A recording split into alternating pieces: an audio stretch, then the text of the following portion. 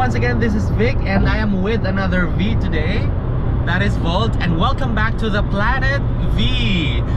Today we're gonna explore the coastline of Portugal, starting from Lisbon to Cascais and back. Before we start our road trip, please don't forget to subscribe to my channel so that you will have notifications for the future vlogs. Yes. Suddenly I buffered. I'm focusing on driving on 120 with this small, super tiny Fiat on the highway. It's a bit challenging. It's a bit challenging, but I will be used to soon. Yep. And we're lucky to have a very, very sunny day today. Cloudless skies. And we'll show you the coastline of Portugal. Let's go.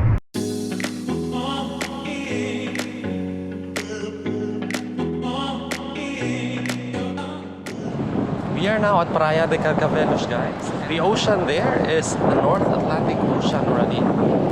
And if you go straight to that side, you will reach New York.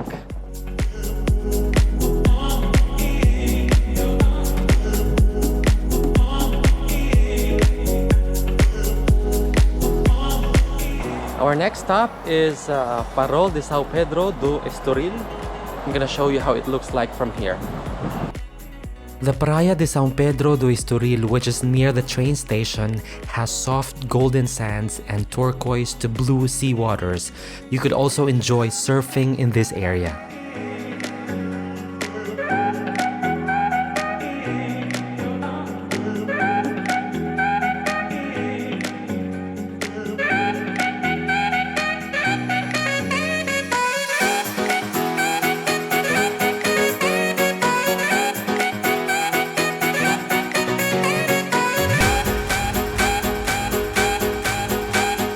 Often compared to resorts in Côte d'Azur, Estoril has been long established as the cosmopolitan holiday destination of the rich and famous on the Portuguese Riviera.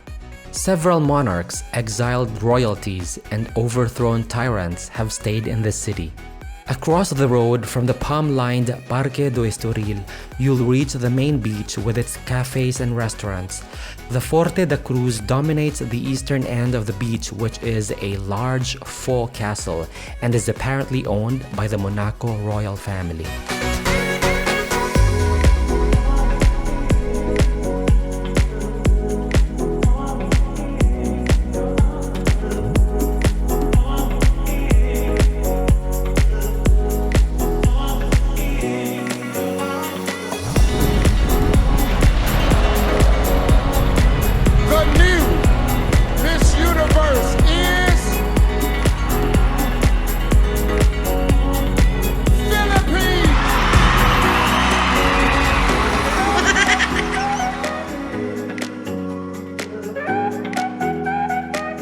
More than 30 kilometers away from Lisbon, you'll reach the cosmopolitan yet laid-back village of Cascais. This city is known for its citadel, which is a 15th century fortress against Spanish invaders. This place also boasts of their fresh and delicious seafood. What is the name of the place? It's something like Boca do Inferno? Boca do Inferno. What means mouth of devil. That's the name of the restaurant as well, no? The Boca do Inferno was originally a sea cave which eventually collapsed, leaving an opening and sea arch. The Atlantic waves continually crash, and during violent winter storms, water explodes upwards similar to an erupting volcano. That's why it got the name of Boca do Inferno, or Hell's Mouth.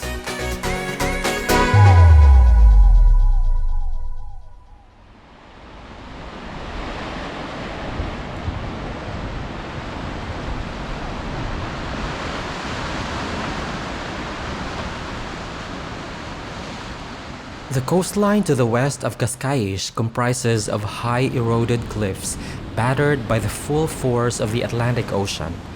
The strong southerly swell makes the Lisbon coastline a great destination for surfing and windsurfing.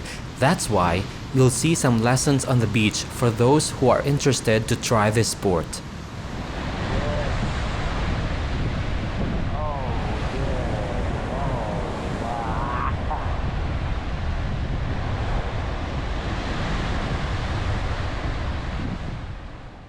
Now guys, we'll proceed to Cabo da Roca, which is the most western part of Europe. It's over there. It will take us around how many minutes? Maybe 20. 20 minutes? And I hope we're gonna manage to get there by sunset. Yeah, we'll catch the sunset from that point.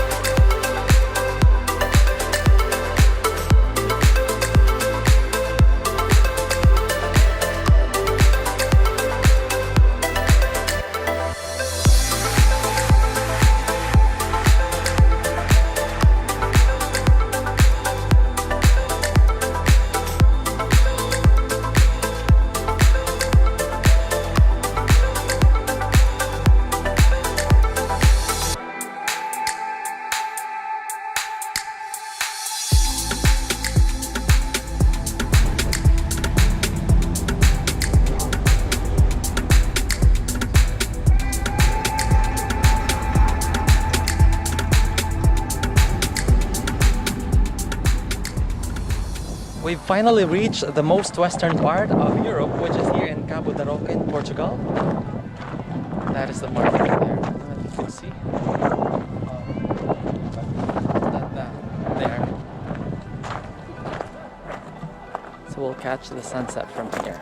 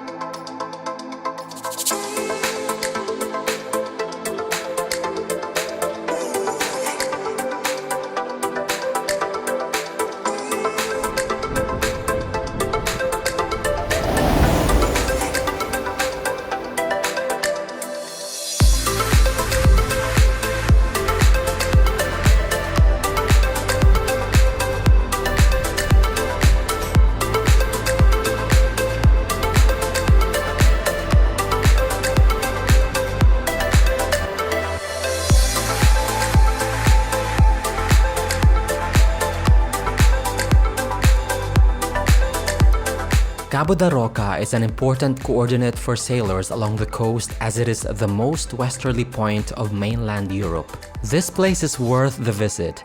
Around 150 meters above sea level, you can have a panoramic view over the Serra de Sintra and the coast. Two of the main reasons why people come here are the changing colors of sunset from bright orange to hot pink with the contrasting blue skies, and the sound of the raging waves crashing against the enormous cliffs.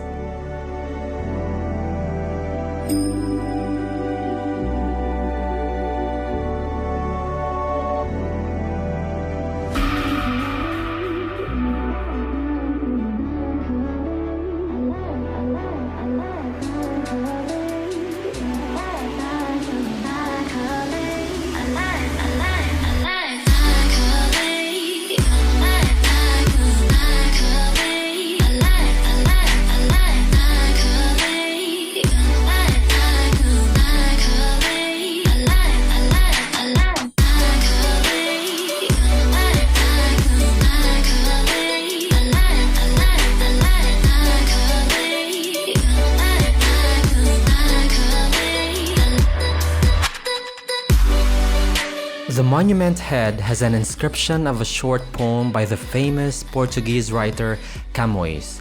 It translates as, "Here, where the land ends and the sea begins." From the most western point of Europe, thank you for watching this episode. Please take care, guys, and I'm gonna see you on my next vlog.